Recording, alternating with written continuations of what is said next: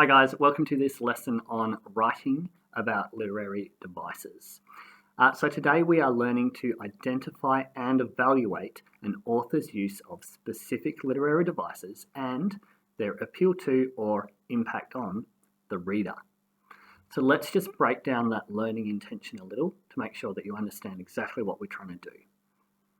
So first of all, we're trying to identify literary devices. So that means finding specific literary devices within a text and being able to correctly name those literary devices. Obviously, it will help if you know a variety of literary devices, and there are other videos on this channel about specific literary devices, so it might be useful to check some of those out. We're also going to evaluate the author's use of specific literary devices. So evaluate means to discuss the value of something. So in the case of literary devices, what we're really trying to do is determine whether the literary device used achieved the purpose for which we think the author was trying to use it. So we're asking the question, was it effective? And that relates to the next point where we talk about appeal or impact. So we're asking, does this literary device and the way it's been used by the author, does it actually appeal to the target audience? Is it interesting or is it entertaining for that particular group of people? We're also asking things like, why has the author used this device? Why have they used it in this way? And again, we're asking, did it achieve its purpose? Okay, so we're evaluating specific literary devices by thinking about their appeal to a particular audience or their impact on that particular audience. Okay, so to start us off today, we're going to have a look at an excerpt from Animal Farm. "Comrades," he cried, "you do not imagine, I hope, that we pigs are doing this in a spirit of selfishness and privilege. Many of us actually dislike milk and apples. I dislike them myself. Our sole object in taking these things is to preserve our health. Milk and apples, this has been proved by science, comrades, contain substances absolutely necessary to the well-being of a pig. We pigs are brain workers. The whole management and organisation of this farm depend on us.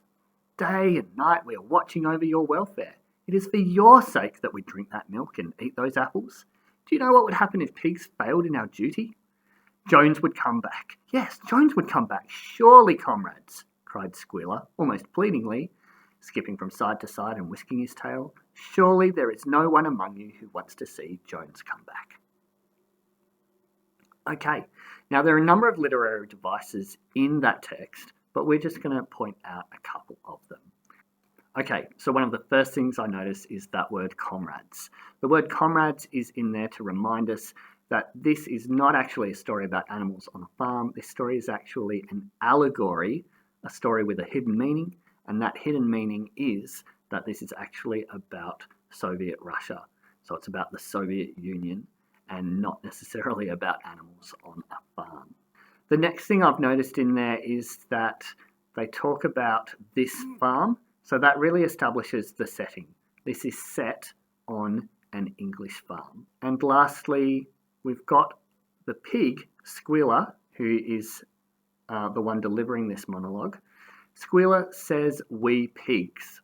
That's a reminder that the characters in this farm are animals and Squealer himself is a pig. So we've got anthropomorphism in this book. And anthropomorphism is when a non-human thing, like an animal, is given human characteristics, like being able to talk. So Squealer and the rest of the animals on the farm are anthropomorphized.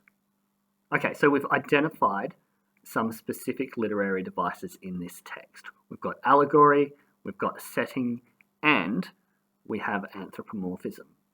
The next step we're going to take is to begin to evaluate these literary devices. So let's think about allegory. So we know that the animal farm is actually about the USSR. We know that Jones represents Tsar Nicholas II. We know that the pigs represent the Soviet leaders. So Napoleon is Stalin, Squealer is Molotov, and he also represents the government's propaganda. And Animal Farm as a book indirectly attacks Stalin through this use of allegory. So Stalin was gaining popularity in the West at this time, and Orwell did not think that that was the best thing ever, and so he wrote Animal Farm to try and reveal what he felt was Stalin's true nature. Okay, so next up we have anthropomorphism.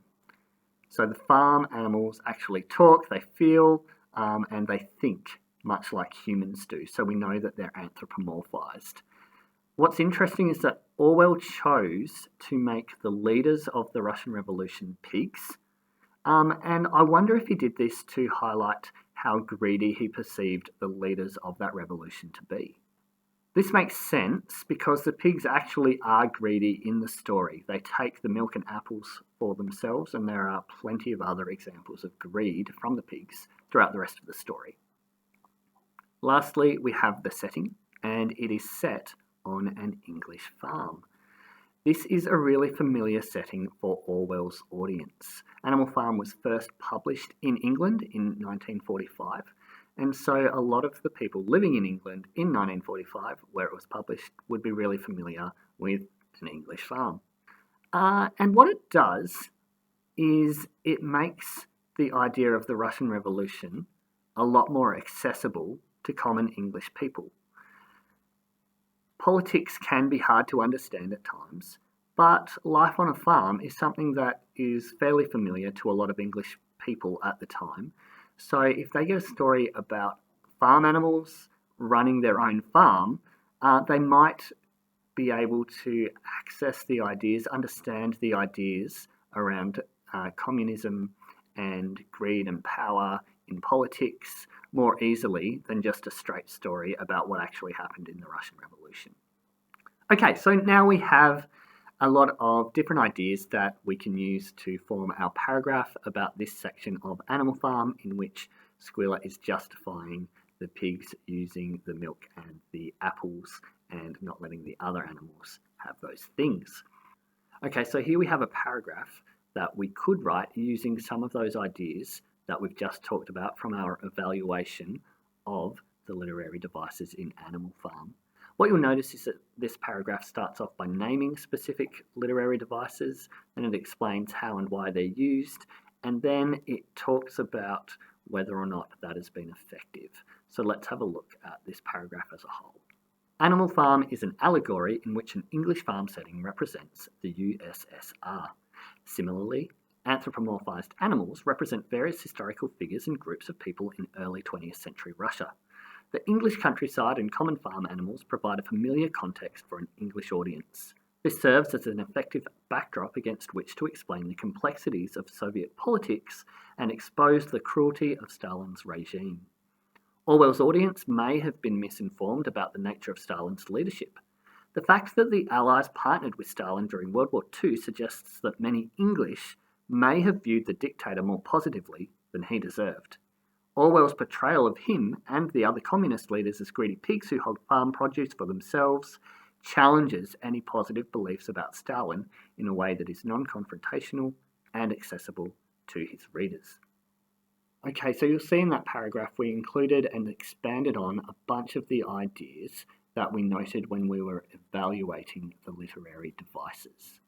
I've got a bit of a checklist here for you now so that when you write about literary devices, you can use this checklist to make sure you've done everything that you would normally need to do to write effectively about how an author has used literary devices. So, have you clearly identified specific literary devices? It may not be 2, it may not be 3, it could just be 1, but have you clearly said what that literary device is? Then, have you given an example of where that literary device or those literary devices have been used in the text? And if possible, make sure you include page numbers. Also, make sure you explain the author's purpose for using those devices or that particular device if you're just writing about one. Why did they use it? If you don't know, don't write about that device. Choose a different one to write about. You should only write about literary devices that you think you understand the purpose of and that you can use evidence, as we've already talked about, to support why you think that. Lastly, you'll need to determine whether the author actually achieved their purpose. So maybe you think they included a particular literary device to try and be funny and entertain their audience, but perhaps the way that they used that humour was really off-putting because maybe they were talking about a really serious subject that shouldn't be joked about. And so you think that was really ineffective and they didn't achieve their purpose. Maybe they've actually angered their audience instead of entertaining them. So once you've written your paragraph, I would suggest go through this checklist, make sure you've done each of these things, and hopefully that means you have a really solid explanation and evaluation of the author's use of literary devices in a text. Thanks for watching. Hopefully you have gained an understanding of how to write about literary devices. If you're still not sure about what literary devices are, make sure you watch some of the other videos about literary devices to get a better understanding. Also, don't forget to check out our rival channel, Alan Robbo's amazing Maths and Science channel.